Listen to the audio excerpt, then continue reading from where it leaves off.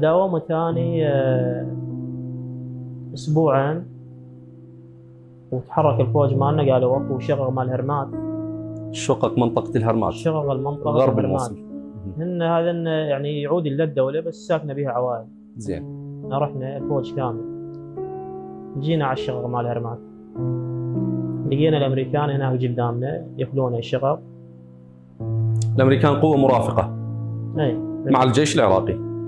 الامريكان قوة مرافقة مع الجيش العراقي. زين. قاموا الامريكان تدري ينزلون الغراب، قاموا يلقحون الغراب من فوق، يعني تعاملهم كان هي هذه ينادونها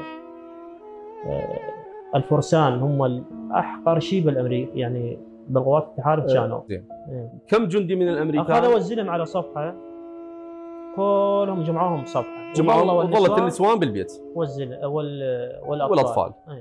قاموا ينزلون ويا كل جندي ينزل ويا عائله يروح يجيب الغراب، والامريكان جوا قاضين مشرفين. بهلتنا اني اكو حرمه حامل قاعد انزل وياها، يعني هي طبعا بالطابق الثاني بالشقه، نزلت وانا نزلت وياها. الامريكان كانوا 4 وربعنا كانوا 4. ربعكم من الجيش العراقي؟ الجيش العراقي والمترجم.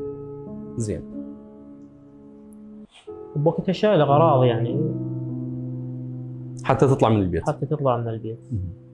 حتى وانا نزلت الامريكي ناداها، يعني قاموا يضحكون،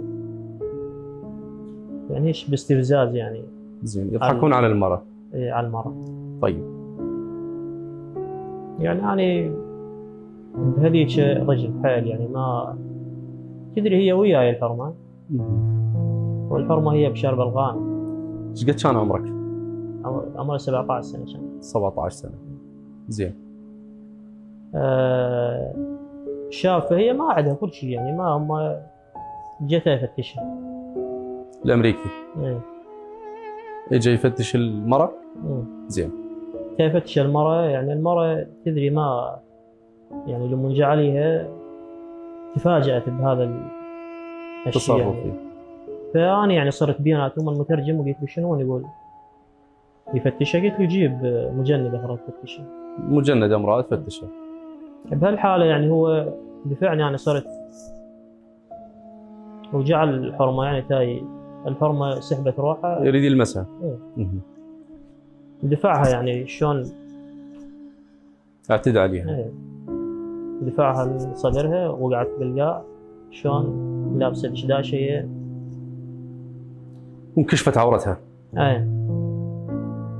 ما أنا بهذيك اللحظة صاحت الحرمة، وين ولد العرب؟ أنتم مو عراقيين يعني. صاحت؟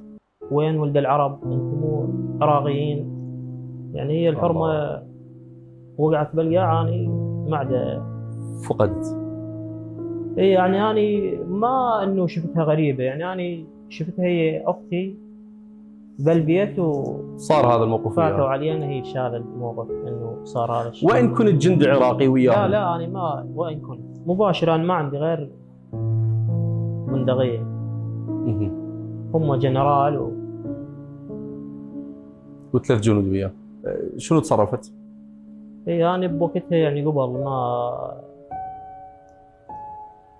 قلت لك الجنرال والثلاث جنود اللي وياه انهيت حياتهم. كرمتهم كرمين بالبندقية مالتك.